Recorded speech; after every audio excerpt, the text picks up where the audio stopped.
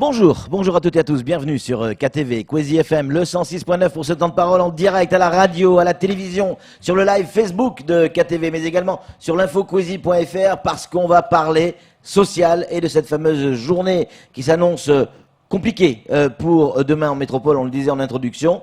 Que va-t-il se passer à Mayotte? On va en parler avec Quentin et Nasser, ils sont avec nous. Quentin, bonjour. Bonjour. Bonjour Nasser. Bonjour. Merci d'avoir accepté. Alors Quentin, on vous connaît, CGT, Éducation évidemment.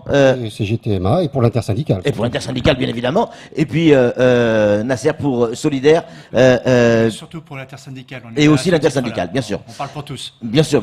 Mais bon, voilà, votre syndicat d'origine, c'était bien aussi de le citer. Messieurs, qu'est-ce qui va se passer demain? On sait ce qui va se passer en métropole, mais à Mayotte. Est-ce que demain, Mayotte va suivre le mouvement national ou pas? Est-ce que déjà vous avez des tendances, des idées? Qu'est-ce qu'on vous dit? Bien entendu, il va suivre. Il y a un appel intersyndical qui a été publié. Oui. L'ensemble des organisations syndicales Oui. de Mayotte, Oui. avec donc un appel à se rassembler à 9h, place de la République à Mamoudzou, pour Oui. une manifestation et puis une assemblée générale à l'issue. Oui, je pense que le mouvement va être suivi. On a des tendances, on a des retours dans les services publics, dans le secteur privé également. On a une volonté des collègues, des travailleurs, de pas se laisser faire, tout simplement. Ouais. De pas se laisser faire par rapport à ce gouvernement qui veut mettre en place un système de retraite où il y aura que des perdants. Et puis aussi, parce qu'il y a des sujets Mayotte sur la retraite. Des revendications spécifiques? C'est des revendications qui sont pas spécifiques dans le sens où on est sur la retraite, comme en métropole. Mais effectivement, il y a un système de retraite à Mayotte qui n'est pas celui de la métropole. Donc il y a toujours une demande d'alignement sur ce qui existe en métropole. Et puis, je dirais des sujets propres à l'outre-mer, comme la bonification outre-mer dans la fonction publique, par exemple. Et puis l'ancienneté de service aussi des agents de l'ex-CDM. C'est en lien avec la retraite. Donc oui, nous pensons que le mouvement va être très suivi. De votre côté, Nasser, on a une idée, on sait quand même que du côté du monde enseignant, il y aura du monde, clairement. Et du côté du fisc, par exemple? C'est une affaire d'effectifs. Le personnel enseignant, c'est un peu le nombre. C'est un masse en termes d'agents de l'État. Nous, on a fait en sorte de mobiliser, d'expliquer. Donc les gens, on a pris le temps, donc les gens comprennent, ils savent ce qu'ils jouent. Contrairement aux autres réformes où les gens avaient été un petit peu empapahutés, que ce soit celle de 93, 2003 ou 2010, là ils ont clairement compris que la réforme était systémique et qu'il y avait vocation à baisser les pensions. Et ce d'autant que nous avons des responsables politiques qui vous l'ont dit clairement. On a un candidat à l'élection présidentielle qui s'appelait Fillon, qui l'avait expliqué en 2016. Bon, il a été filmé à son insu, mais avait clairement dit que ce régime de retraite à points dont il était lui-même porteur, Macron, il avait dit il n'avait qu'une seule et unique vocation, c'était de baisser les pensions en jouant sur le point. C'était sa seule et unique vocation. Donc, pour une fois qu'on a un peu de transparence de la part de quelqu'un qui se destine à être chef de l'État, il faut le prendre, c'est du Paméni. Souvent, les syndicats et vous-même, Quentin, vous venez sur ce plateau pour réclamer l'égalité, sur l'équité, sur tout un tas de points. Là, c'est ce que dit Édouard Philippe. Il veut plus d'égalité sur les retraites. Il y a des gens dans le public qui ont une retraite peut-être pas suffisante. Quand on regarde ce qui se passe dans le privé, et notamment à Mayotte, Quentin, on se dit mais il y a des différences énormes entre quelqu'un qui va travailler à la Sodifram et quelqu'un qui va travailler à la SNCF, par exemple. Pardon, mais la retraite c'est pas la même. Il faut quelque part arriver à trouver un juste milieu, non? Et l'égalité, nous la souhaitons et nous la demandons depuis bien longtemps. Maintenant, quel genre d'égalité? Une égalité où on aligne tout le monde vers le bas? Où tout le monde est perdant? C'est pas ce genre d'égalité que nous souhaitons. Effectivement, nous souhaitons l'égalité avec un système de retraite actuel qui peut être conforté. Faut-il encore trouver des nouveaux financements, et c'est possible. Et puis aussi, bien entendu, pour ce qui est de Mayotte, vous parliez des travailleurs du secteur privé, Sodifram ou d'ailleurs. Oui, Sodifram, pardon, mais ça peut être n'importe quelle entreprise privée, des grandes ou des petites. Eh bien oui, effectivement, nous demandons à ce qu'ils soient alignés sur le système de retraite qui existe actuellement en métropole, ce système qui doit être conforté et qui permettra effectivement de bonnes pensions pour tous. L'appel à la grève et à la manifestation pour demain inclut le privé? Bien entendu, c'est un appel général, public-privé. Kamar Boura, une question posée, messieurs. Alors moi, je me pose la question pour l'avenir. Quand on entend les uns des autres, en tout cas au niveau de l'État, on a l'impression que l'État ne va pas reculer ou ne va pas lâcher prise. En tout cas, il a pris sa décision, ils vont rester sur leur affaire de cette réforme. Qu'est-ce qui va se passer? Est-ce que ça veut dire que ce mouvement n'est qu'un début des revendications? Alors, je m'invite tout de suite dans la réponse. L'État, c'est-à-dire pour le coup les pouvoirs publics, nos ministres, faisaient encore état de leur méconnaissance de leur propre dossier, en disant qu'il y a encore des points à éclaircir, des réponses à apporter. On a eu comme ça un petit extrait médiatique où ils passaient pour quelque part, c'est malheureux de le dire, mais des incompétents, comme quelque chose ni fait ni à faire, n'ayant pas toutes les réponses. Il y a beaucoup de trous. Mais bon, tout ça finalement, c'est pareil, c'est de l'enfumage. Fondamentalement, quand ils ont initié cette réforme, il fallait trouver un prétexte. Donc vous avez dû voir ce chiffre qui a été balancé sur les médias et toutes les chaînes des 17 milliards de déficit à venir en 2025. Mais bon, personne n'explique d'où ils viennent ces 17 milliards. On ne vous dit pas que c'est les 90 000 suppressions de postes qui sont programmées dans la fonction publique d'ici 2025. 90 000 postes, cotisations en moins, net. Donc 90 000 cotisations en moins, clairement. Net, 12 milliards en moins. Sur les 17. Sur les 17, vous revenez sur la défiscalisation des primes de fin d'année, vous revenez sur la défiscalisation des heures supplémentaires, vous êtes à 4 milliards, de 3 à 4 milliards. On n'est pas loin du compte. Donc en fait, c'est l'État qui a organisé les baisses des ressources. Parce que c'est un problème de ressources. Quentin a évoqué la question, en effet, il y a 4 nouvelles ressources. Déjà, revenir toutes ces politiques de défiscalisation ou, comme ils disent sincèrement, mais c'est du cynisme, d'allègement de charges. Il faut parler de suppression de cotisations. Le bon mot, c'est cotisation sociale, pas charge. Mais la question, vous l'avez pas entièrement répondu, puisque je demande, est-ce que là, si aujourd'hui l'État dit, OK, c'est pas bon, nous on reste campé son opposition, faites des mouvements, mais comment ça va se passer? Est-ce que ça veut dire que la rentrée prochaine, pareil, on revient sur le terrain? Bien, écoutez, je crois que le gouvernement, en début de mouvement, fait preuve, je dirais, d'une grande, on sait, droit dans ses bottes, comme on disait à une certaine époque, mais on se prépare à une grève dure. Effectivement, on sait que ce gouvernement ne voudra pas lâcher comme ça et qu'il faut, face à un tel gouvernement, mettre un rapport de force à un très haut niveau. Les travailleurs sont prêts et c'est pour ça que le mouvement risque d'être reconduit au-delà de jeudi et au-delà de la semaine. Et on peut aller faire un mouvement très dur. Et à ce moment-là, on verra ce qui se passe. Mais je voudrais rappeler, par exemple, que ce qui s'est passé en 2018, c'est pas vieux, en Belgique, où le gouvernement libéral avait tenté de mettre en place un système de retraite par points. Et il a reculé. Il a reculé face à une mobilisation très forte et dans la durée. Et c'est exactement ce qui va se passer, à mon avis. Et puis, pour revenir sur ce que disait Nasser, parce qu'il y a aussi beaucoup de manipulation dans cette affaire. On parle de déficit. Il y a récemment un rapport du corps qui est sorti de manière, je dirais, très opportune, puisqu'il est sorti juste avant le début de la grève, pour expliquer qu'effectivement, il y avait des déficits. Mais il faut bien comprendre que le corps n'est pas un organisme indépendant, et qu'il a répondu à une demande du Premier ministre. Avec, je dirais, une analyse totalement biaisée puisqu'elle s'arrête en 2030. Alors que les précédentes analyses qui avaient été faites, elles, bizarrement, s'arrêtaient en 2070 puisque la retraite, c'est quelque chose qu'il faut voir sur la durée et qui montrait qu'il y avait une baisse des déficits ensuite. La continuité, on y voit plus clair sur ce qui va se passer demain, sur Métropole et notamment à Mayotte. Pardon, mais nous on s'intéresse à Mayotte.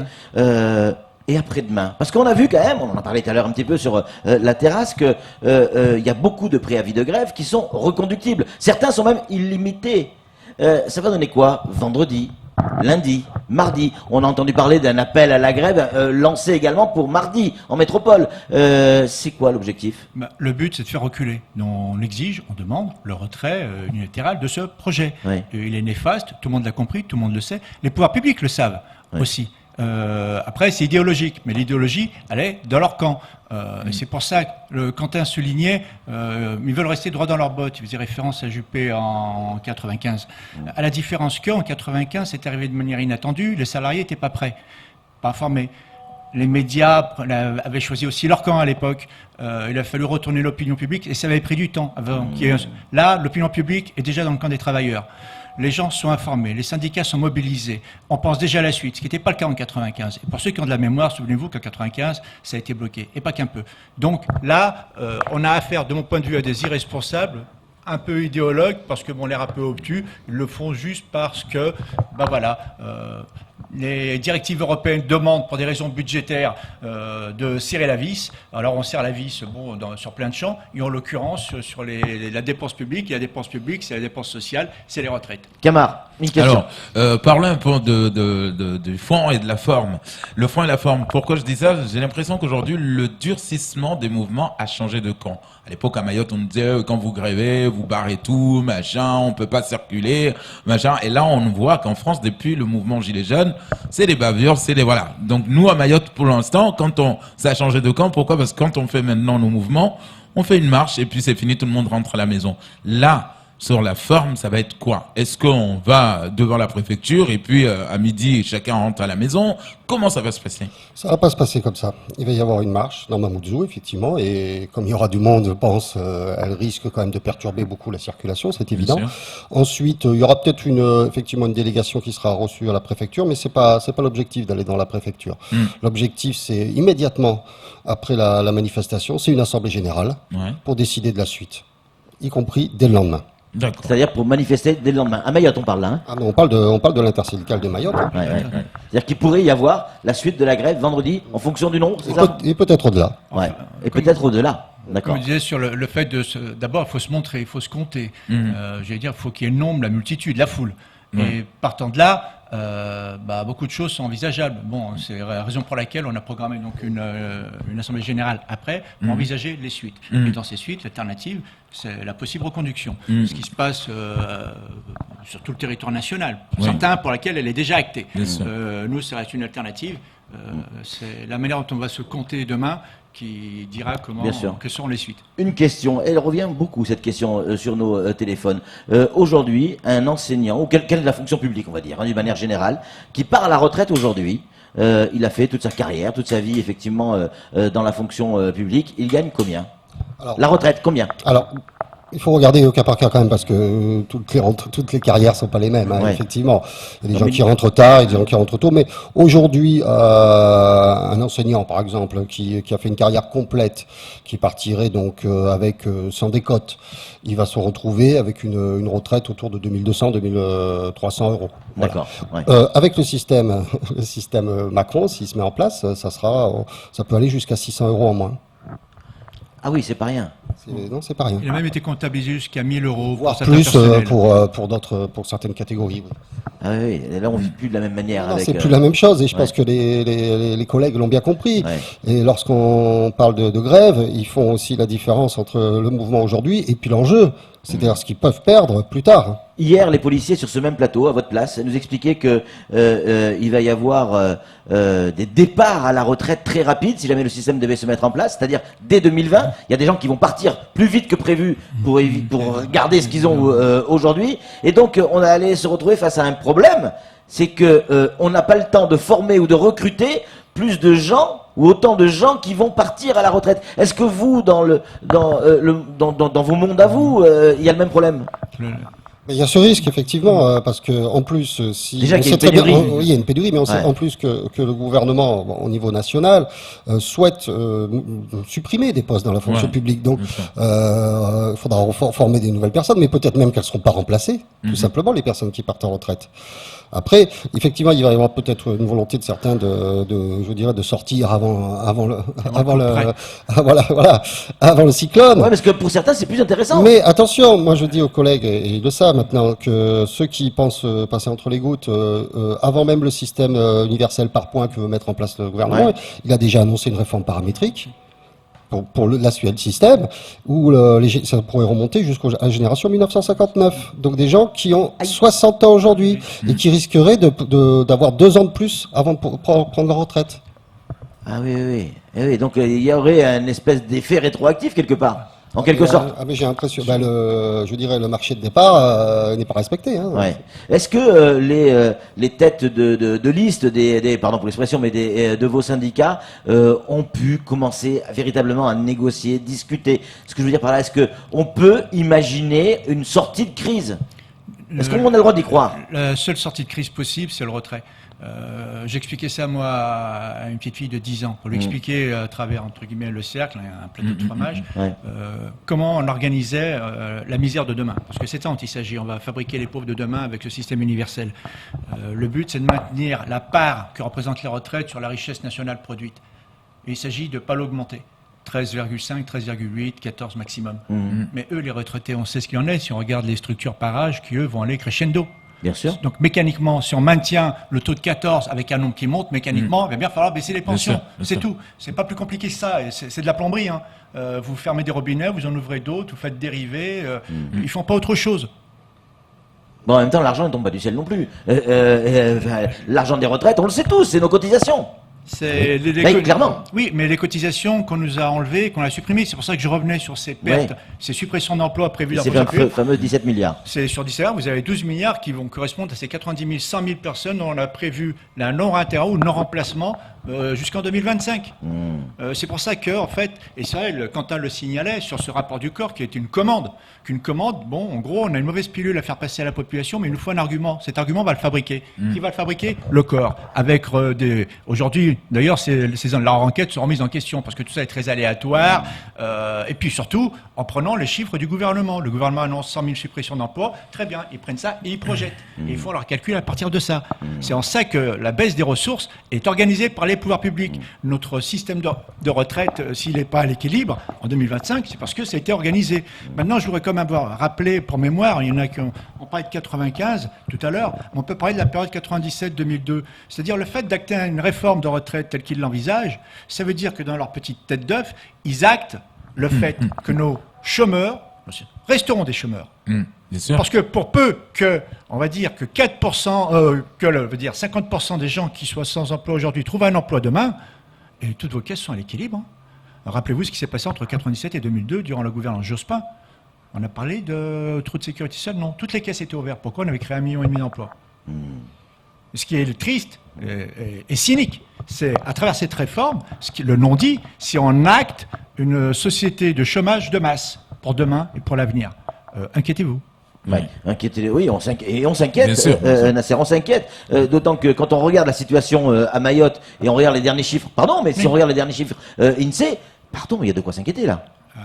Alors là, pareil, pour des raisons plus dramatiques, parce que la démographie, elle est tout autre à Mayotte qu'elle n'est en métropole. En métropole, on sait qu'on va avoir une masse de retraités qui va aller crescendo, ce qui n'est pas encore le cas, parce que la structure démographique à Mayotte fait on doit avoir 1,5-2% de gens bénéficiaires de la retraite, ce qui fait que les caisses Moret sont excédentaires, elles repartent. Mais dans les années à venir, vous avez une structuration par âge.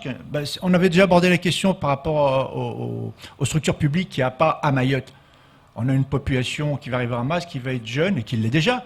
Mais vous allez avoir les 18-25 ans qui seront les plus nombreux. Vous n'avez pas les structures en place et vous n'avez pas l'emploi en place. Mais qu'est-ce qui va se passer? Les tensions vont prendre ça, c'est clair. Ça va être étendu. Ça sera plus le mot. Alors, vous le disiez, par rapport au nombre, en tout cas, de manifestants demain, on va pouvoir faire cette assemblée et décider comment on va, engager la bataille, on va quelque part, entre guillemets, pour plus tard.